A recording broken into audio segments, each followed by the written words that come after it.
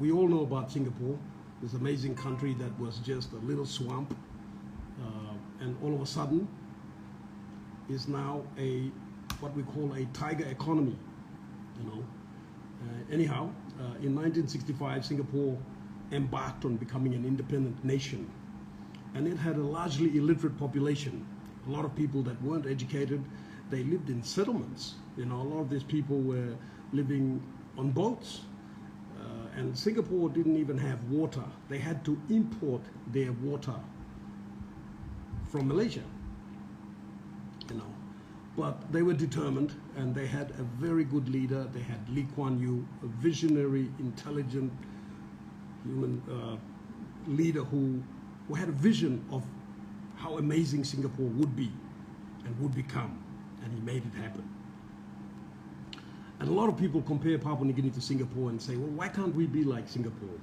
You know, we have all the resources. I mean, we have more resources than Singapore could ever dream of having, you know? I mean, if you look at the natural resources we have, the gas, the gold, the oil, you just can't imagine why we can't be like Singapore. But Singapore collectively had a mindset, and they had nothing. And when you're in a position where you have nothing, you're going to be determined to work as hard as you can to get something. You know, for example, if you're sleeping in a drain, it's raining, you're cold, you're hungry, it's not very safe, you're going to find your way to get out of there. You're going to want to get out of there. You're going to be motivated to get out of there. But if you're comfortable, if you're living in a house, you've got power, water, you've got TV, you've got food, and you're safe and secure, you're not motivated to do anything to get out of that situation. Why would you? You're comfortable. Well, we're comfortable. In Papua New Guinea, we're very comfortable. You know, we've got abundant resources everywhere you care to look. And you've got the one-talk system that takes care of everybody, you know. If you're unemployed, someone's going to pay for your meal, someone's going to give you a roof over your head, someone's going to feed you, give you bus fare. You're comfortable. You're not in danger of anything. You're not wanting anything really, because your needs and wants are provided for by someone or group of someone's. We're comfortable. As a nation, that's also the case. We're comfortable. Every time a Papua New Guinean feels offended by the person who has employed him, someone at work or at school, he thinks to himself, "Me got ground here, me can go back na planning kau I'm okay," you know. And that security, that comfort, gives them that sense of achievement. They've already achieved something. They've already got what they want, so they don't really need to do anything, you know. And this is one of the greatest counterproductive situations in our country that prevents us from becoming like Singapore. Singapore had nothing. You know, they couldn't go any further. They were already down there. They had to find a way to get to the top. That's why they wanted to get there. And they had a leader who was going to take them there. He was a visionary person. He was very disciplined. And he understood that order, structure, discipline, a hard work ethic is what's needed to build a great nation. Do we have that?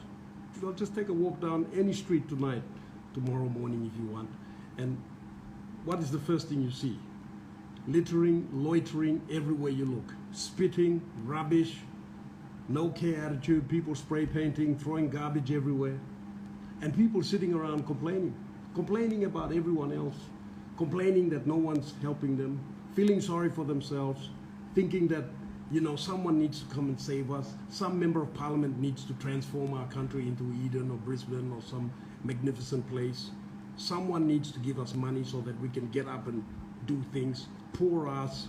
This is the problem, you know. And while we're thinking like this, there are others who are coming into this country and they see the opportunities. They look around and they think, my goodness, this country is so wealthy. This country is so lucky. And they go and they take these opportunities. Those opportunities are out there for every one of us. But we're not busy looking for these opportunities. We're not busy taking advantage of these opportunities. We're busy complaining. We're busy bitching and moaning about someone else. We're busy waiting for someone to come and help us. We've developed this entitlement mindset. And there's so many NGOs and international organizations that have come and told us that we're miserable, that we're poor. And soon enough, we're believing what they're saying. And then soon enough, we validate all that by not doing anything and saying, what's the point? And then we complain about a person from another country because they've come and taken advantage of our opportunities. But these opportunities were sitting there staring at us in our face. We just didn't bother doing anything about it, you know? We were hoping that someone will come and help us. We were hoping someone will come and give us, you know, these opportunities to us. We were hoping someone would come and give us a job. We were hoping someone would come and reach out and give us a hand up so that we can stand up. We poor youth, poor people, we need help. We need saviors. We need God to come. We need leaders to come and help us. We're so poor. We're so miserable. We can't do anything on our own. This is the problem, that mindset, you know. And right now I know that there are a number of people watching this and they already disagree with me. And they're already saying, well, you should be doing something because you're in parliament and that's why we elected you. Really? Is it only my country? Am I the only one that lives here? Come on. Everyone's got to contribute to their country. Everyone's got to make an effort to do something for this country. If our tribesmen, if our ancestors, if they were a weak people, if they felt sorry for themselves and waited for someone to help them out, you think you would even be here? You wouldn't. You wouldn't. They would have been killed and destroyed.